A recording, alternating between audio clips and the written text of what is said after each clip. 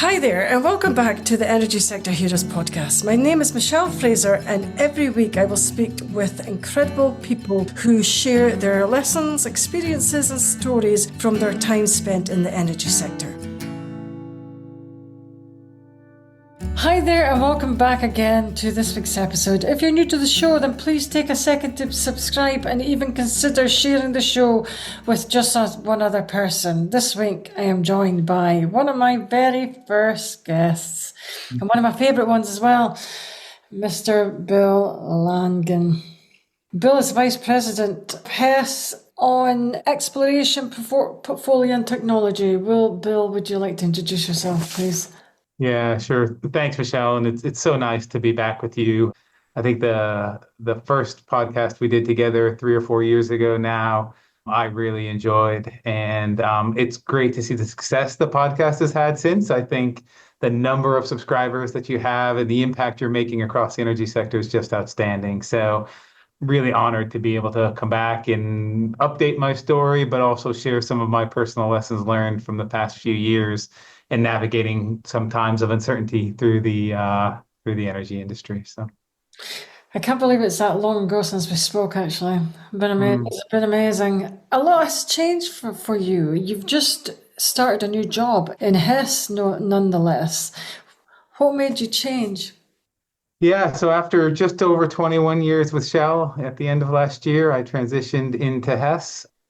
I think as my time progressed at Shell, what I wanted to accomplish and how I wanted to accomplish it became slightly different than where I thought the future was headed there. So in the middle part of last year, it became apparent that it was time for me to find something different to do. So I took some time away to think about what I wanted to do and how I wanted to impact the energy industry going forward.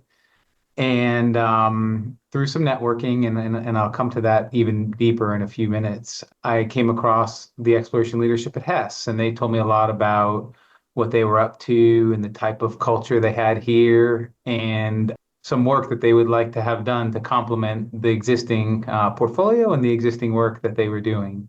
And it was really interesting, and it was some things I had never touched on before. So some broader global strategy work and capability assessments, and then looking at how we might guide some choices going forward. And for me, I'd always been in the day-to-day operational elements, really looking at near-term business deliverables and things like that.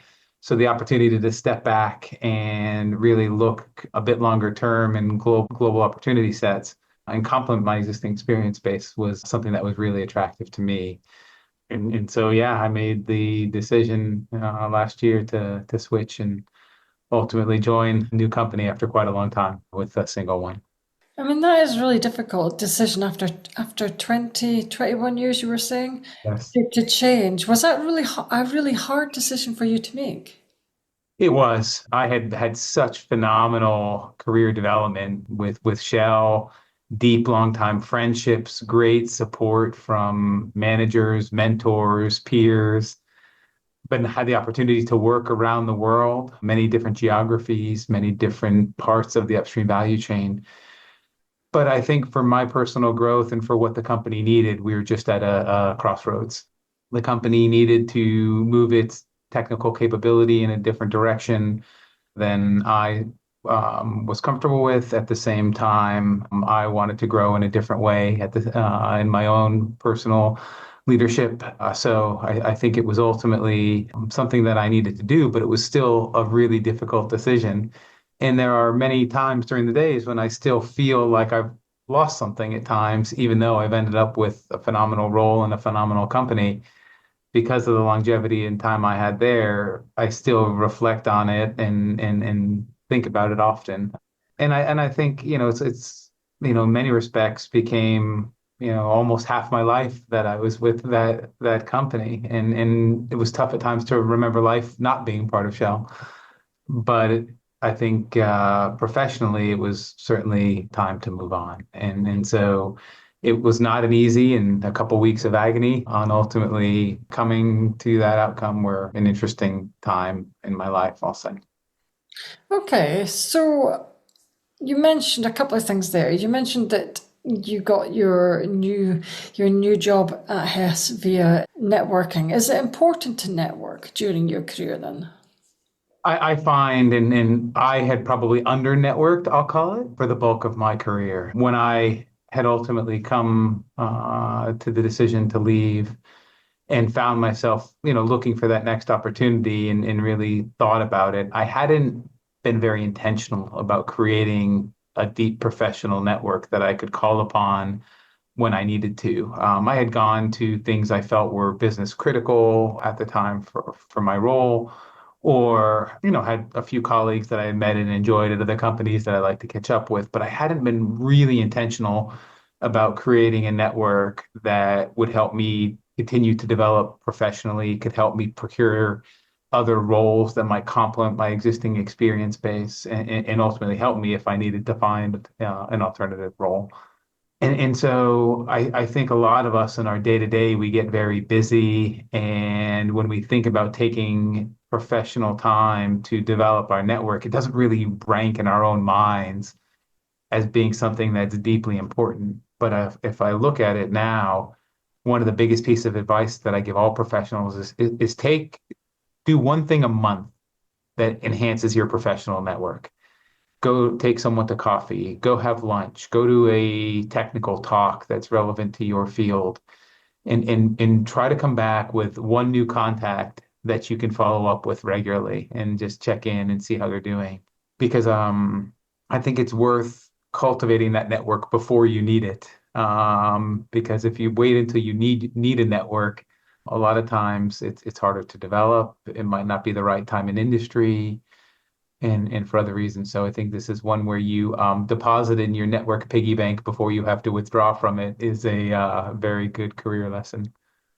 Okay, so how did you find, because did you go straight from leaving Shell straight to Hess, or did you take some time out, and did you find that time out valuable? I had, during my last few months at Shell, I had taken a very diminished role in helping prepare a lot of the staff for an oncoming reorganization and creating their own personal brand and choosing roles. So I had handed over all of my business accountabilities, but I mainly chose to support people in my last couple of months with Shell. So I was not nearly as occupied on a daily basis, I'll say, as I otherwise might have been. And I got a lot of personal satisfaction around helping people prepare for an oncoming transition in Shell. So I didn't take a lot of actual, I'll call it unemployed time, but I did have several months where my sole focus was really helping people around me prepare for what could be their own transitions and trying to pass on some of my lessons learned through my own transition. Early in my time, I had spoken to one executive recruiter who had given me a really good piece of advice as I was looking for my next steps. He said to me, obviously your first job is to secure your next role. And there are many elements around that. There's making sure that your CV is up to date and your LinkedIn is up to date and all the things we all know about. But he said, get really comfortable with what your personal brand is. What are you going to bring to a role that's unique and special and be confident about it and be passionate about those things. It sounds very easy, but we are all coached and taught to be very humble in how we portray ourselves and be very team oriented when we talk about results. But when you have to actually put yourself out there for a new role, most people want to know how you're going to deliver better than other people they can hire and how you're going to help them outperform the market. And you have to come to a comfortable space in your own brand, your own self-description on how you approach that conversation. And I don't think it can be done quickly. I think you need to test it, use your network to have a conversation, see how it lands with people, talk to some different recruiters on how you describe yourself, get feedback on whether that resonates for the types of roles that they might be hiring for. Because ultimately, when you're choosing to look for a new opportunity, that's a competitive process and you have to differentiate yourself. And for those of us that have spent a long time with a single company, we are really coached to try to not be self-promoters and not be overly confident in our own abilities and really deliver through results. But you have to transition your mindset when you're looking for that next role. And it takes practice to believe in yourself. Did for me anyway, and believe the story you're telling in a way that lands authentically with someone who might be interested in hiring you. And so for me, the practicing of my own narrative and my own brand was really instrumental, I think, in helping me learn more, not just about how I portrayed myself, but what did I really want to do as a professional?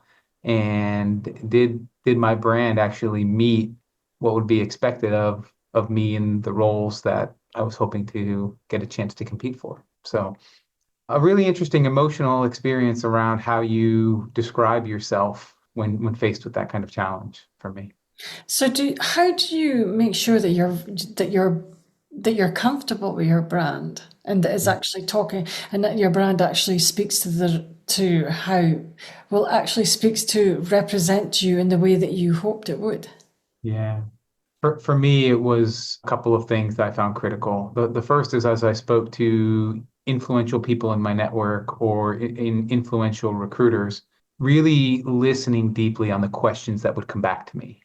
Because if I found the questions unexpected, or if I found the questions were relevant to things that I felt were obvious, either in my capability or my experience or my leadership, to me it felt I then hadn't represented myself properly, and I needed to adjust the way I described it if I wanted people to really appreciate what I could bring to the table.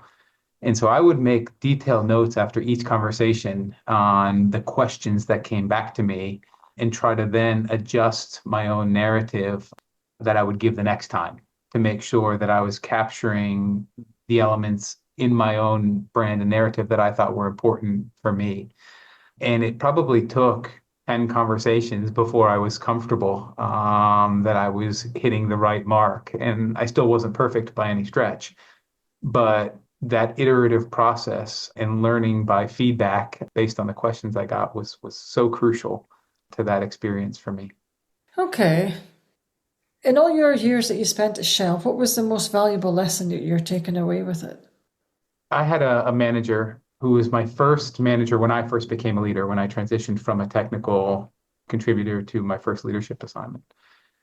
And in our first conversation, and we had never worked together before, so we didn't know each other at all. But he said something to me that's stuck with me since that would have been 2010. And I say to my leaders that come and work on my team, you've earned your position. And it's not my job here to come in and question your base capability because I believe in people and I believe that people have earned their space that they occupy. And I would empower you to make the decisions that you think are easy on a daily basis. And I expect you to go and deliver on those things. What I really would like you to talk about are the gray spaces and the doubtful elements in your mind. And let's talk about those risks that you're managing together because we have so many talented people in this industry that I've been fortunate to work for and work with. And I see people delivering outstanding things every single day. And he wanted to make it so easy to raise the internal dilemmas we have and help provide that professional guidance and coaching. And with this one conversation, he did it. And so from the time I became a leader in Shell, I never felt that I couldn't raise a dilemma I was having with my boss or a peer that could help me. And I think as we continue to face some of the toughest challenges that the world offers in supplying the future energy, those dilemmas will continue to appear. And what we hope to cultivate, and I hope to cultivate in my teams, are people that aren't afraid that they'll look bad or be viewed as incompetent when they raise their dilemmas. And we talk about those risks collectively because those that I think that openness and that self-awareness when things are challenging are the things that then we can bring the weight of the expertise in the organization to deliver much, much better outcomes. And so from a way of working and, for me, it's really, I call it a cultural imperative. Let's always be open about our dilemmas and have the awareness to raise those and seek input from those around us when we have them. And yeah, to me, to this day, that's the biggest takeaway I've had around my own professional journey and how I want to continue going forward. But that would be quite hard for a younger for anybody to do, let alone a younger graduate to do that. What advice would you give to them to be able to really step up and discuss their dilemmas that they were having? I agree because obviously when we're graduates and coming through, we're hired because of perception of deep competence in what we do and deep capability around our elements. I think there are a few things though. Always be aware that none of us are perfect, and managers are deeply understanding of people being proactive about the challenges, and the conversations are always better before the risks materialize than afterwards. A friend of mine came up with a saying or taught a saying to me a couple of years ago: problems are not like wine, they don't get better with age. And so typically if we can highlight our risks and dilemmas ahead of time, we can look at ways to minimize their impact or to mitigate them altogether ahead of time. Once a risk or challenge happens that we don't know about, it almost certainly creates chaos within an organization. And so you have to create an environment that acknowledges and actually positively reinforces behaviors when people raise risks early, and almost recognize them openly if they do that rather than condemn them or challenge them back. So for me, it's something that we always are deeply aware of how we react when risks are raised or dilemmas are raised, such that we really thank people for highlighting the areas they're not certain about, and make sure that we support them to continue to do that. Because if you have the opposite reaction, people will hide them or not raise them, like you're potentially describing. And it is so absolutely a function of culture and the way we treat people, I think, that enables that to happen. I agree. I totally agree with that. I was going to ask you, so what does the energy sector look like for any new graduates coming into the space? I continue to believe that even for someone just entering now, it has to be one of the most exciting career paths that exists. If you think about it, it's global. You'll have the integrated engineering and technical elements to find, develop, and produce energy, largely influenced by geopolitical issues, market issues. I mean, it's unbelievably that dynamic on a daily, weekly, monthly basis. And the world will only need more energy going forward. So the population, as we all know, is growing. The energy use per person is intensifying. People want more and more energy to support a Western lifestyle. And so whether it's for pure energy, for petrochemical purposes, for materials purposes, the need for energy or derivatives of energy efforts is only going to continue to increase. We have to continue to do it responsibly and even improve the way we do it. We have to, I believe, look at ways of supplying more local energy, so that the net energy benefit for the things we do is heightened.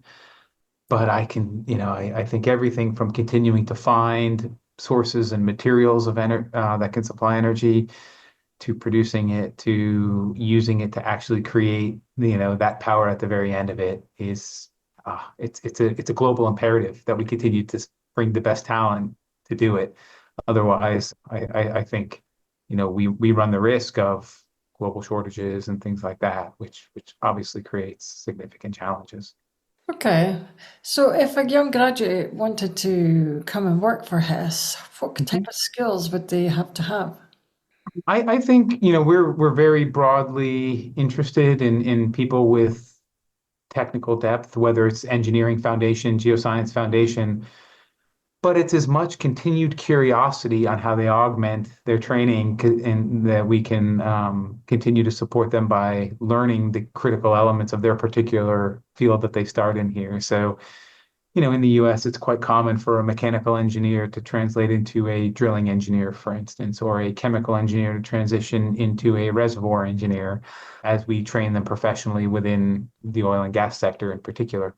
Because there are fewer universities offering specialized degrees in petroleum engineering and direct analogs now. We've seen that happen over the past 5 to 10 years. The number of places dropping particular, petroleum geoscience programs has been increasing. We see fewer people entering those degree programs, which maybe has a corollary to that as well.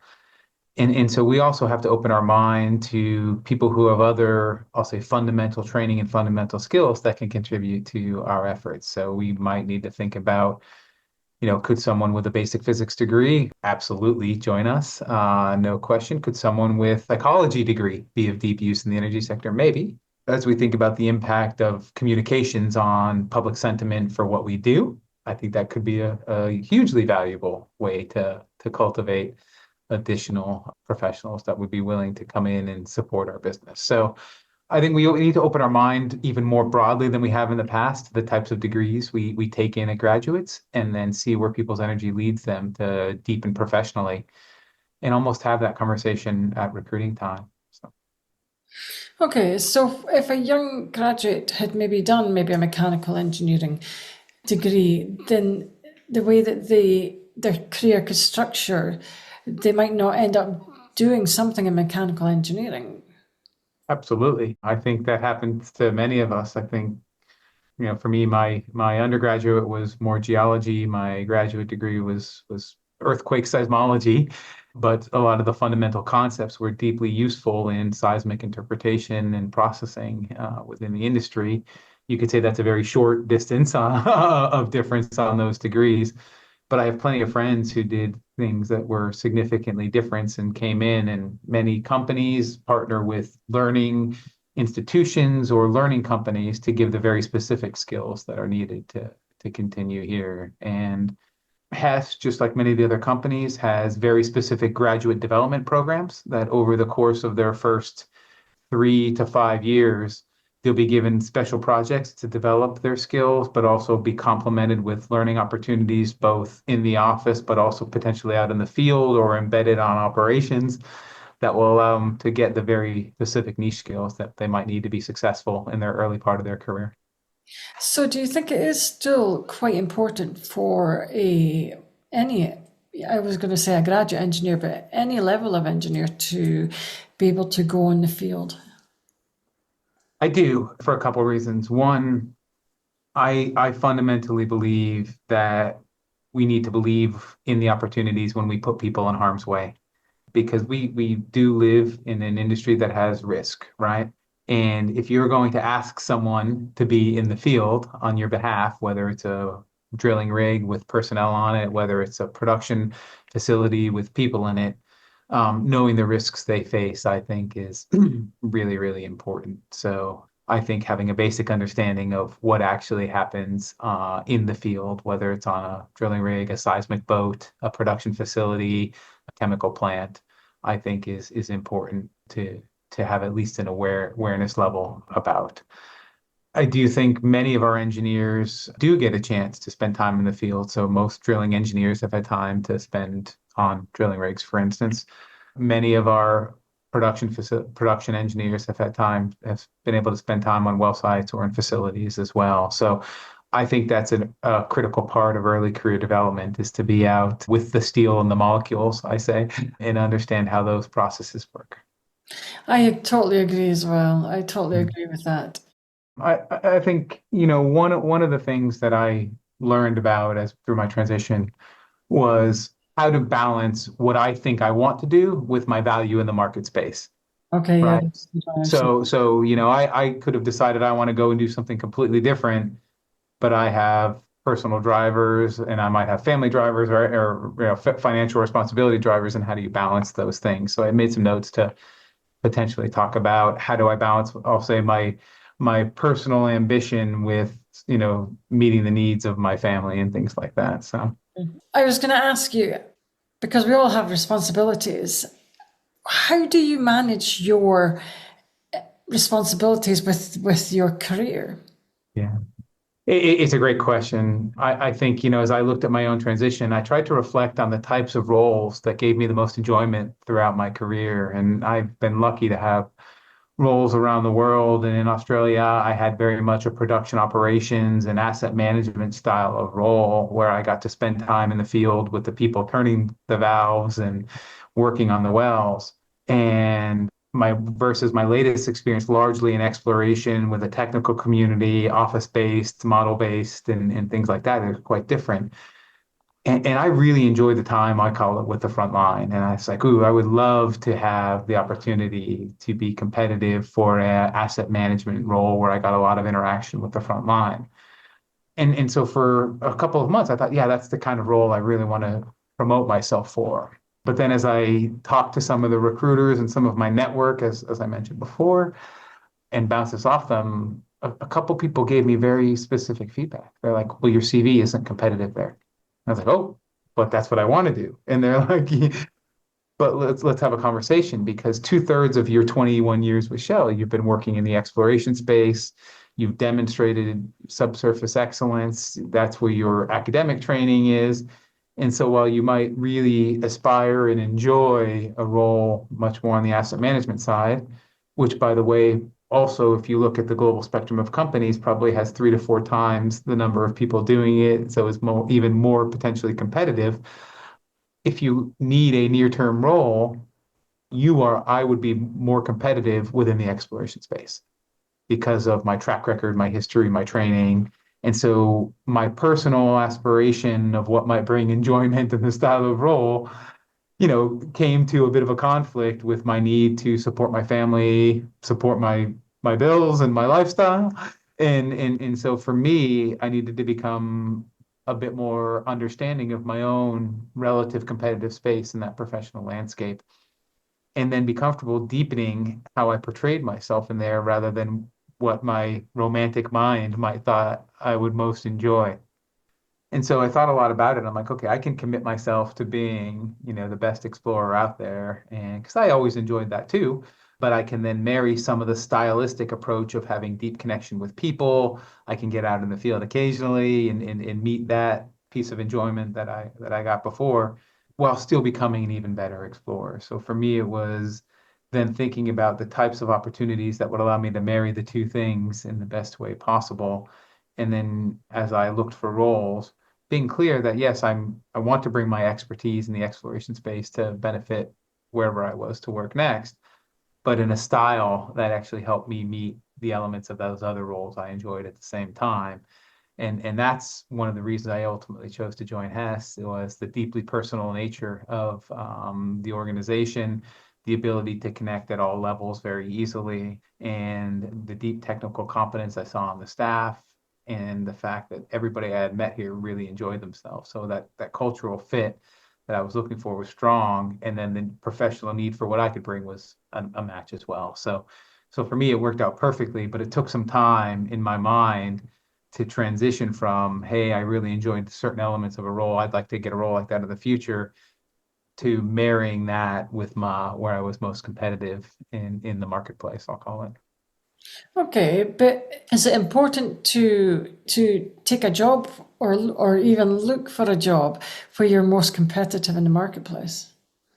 It's a very personal question. I think, if you have commitments, requirements, family to support, you have to look at your own situation and decide how long, or, are you willing to take a reduction or whatever it is to meet something that's, I'll quote, purely near and dear to your heart versus an area where you can get satisfaction through success in providing for the other requirements you have, right? So I think each of us has our own motivations and drivers. And when I step back, for me, my biggest motivation and driver is to make sure I can support my family in the way they need to be supported. And if that requires me doing a job and, that I'm maybe, would have been second or third choice, that's okay for me. We all have different ways we prioritize that satisfaction. And for me, it wasn't that I would be not happy. It's just that if I had to write down my dream job, it may have been slightly different than what I was thinking at the time.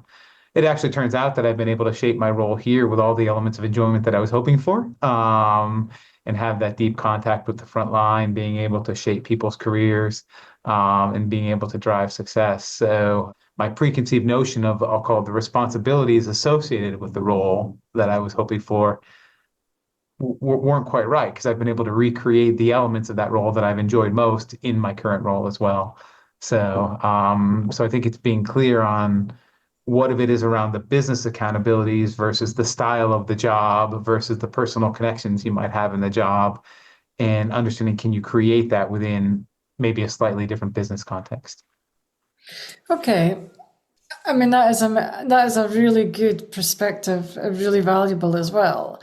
But I like to touch on the fact that you were saying that company culture mattered to you when you were considering moving. Should it be one of the number one aspects that anybody should be looking at, your company culture and where you're going next? For me, and I would advise that for most people, it should be, one of the top couple considerations that you think about. Most of us will spend at least a third of our waking hours in the job we pick, and even thinking about that potentially half of our life, on a daily basis. And if that company culture is a match for you, it doesn't feel like work. So for me, when I turn them in the office every day, it doesn't feel like work. I actually get energized from the interactions. I get energized from the work I do. And I saw a study 7 or 8 years ago that said if the company culture matches your own internal drivers and motivations, you can work whatever intensity or hours are required and actually be continuously energized and motivated by it. And the idea of burnout doesn't even really exist. Most people experience professional burnout when there's a disconnect between the culture and the things they want, the motivations and the drivers they have, and what the company can provide. And even then, if you have a less demanding role, if your internal soul is not being filled up by the way you're spending your time, it's going to seem draining, and that's when people most experience professional burnout. Very, very disconnected from the physical time you spend in a role, and mostly connected to the environment and culture you're working in.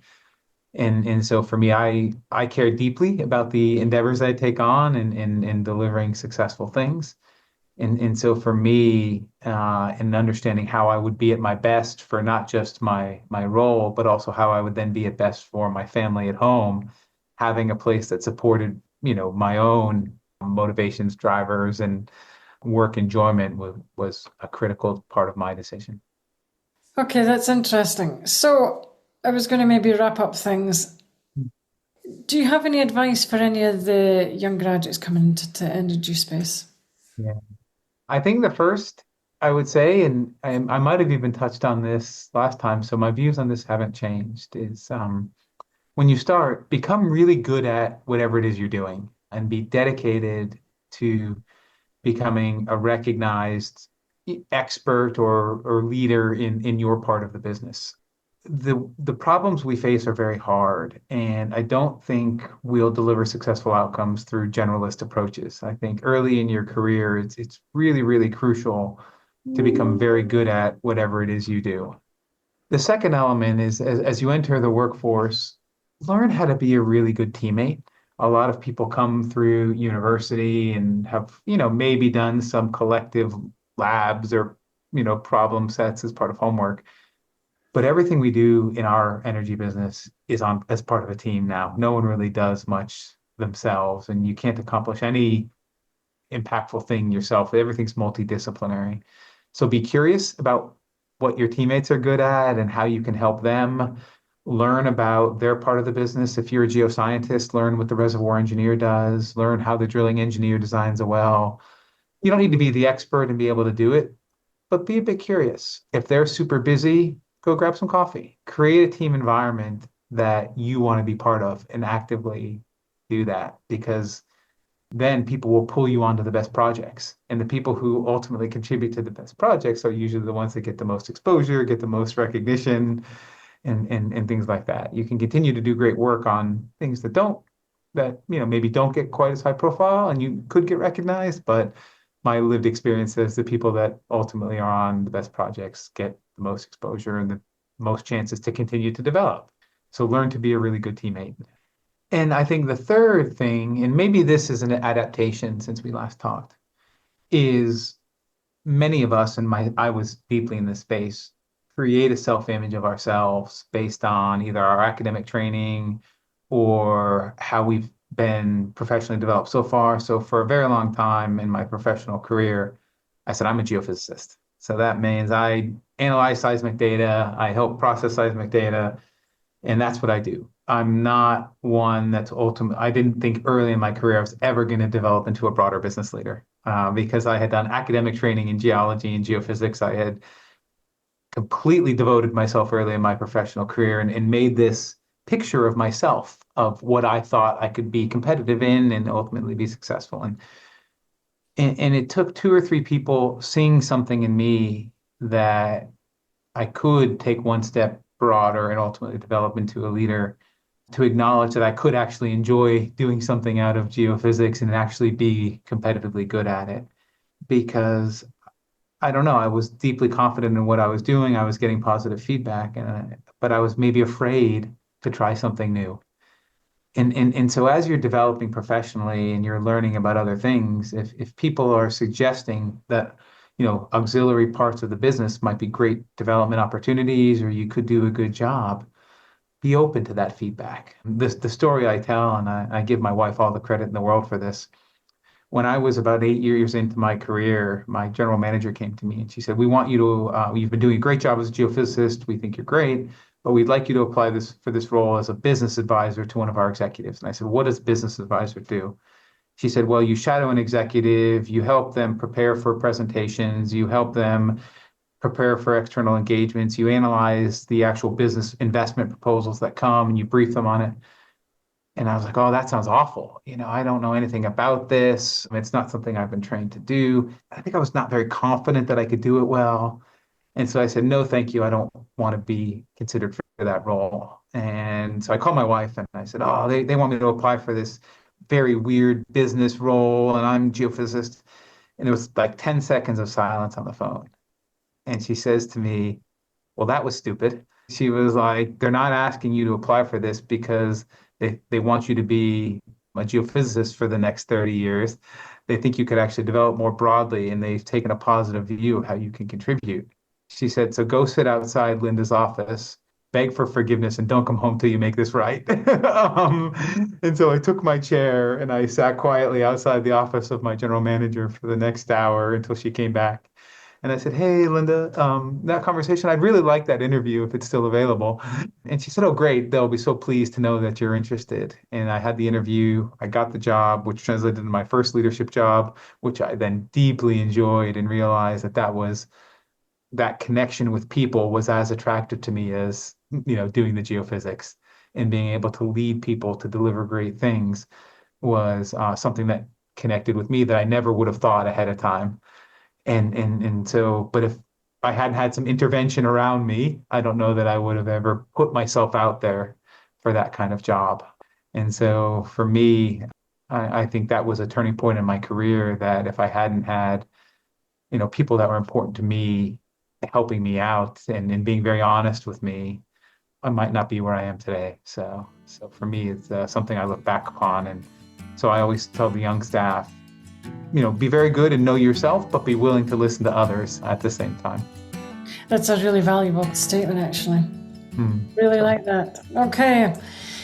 So that's all the questions I have today. I would like to thank Bill for your time. That brings us to the end of another episode. Thanks for listening, and see you next week. That brings us to the end of another episode. Thanks for listening. If you enjoyed the show, I'd like to gently encourage you to leave a 5-star rating wherever you listen to podcasts, and share the show with another person. You can also follow me on LinkedIn or via my website, www.michellefraserconsultancy.com. Thanks again for listening, and see you next week.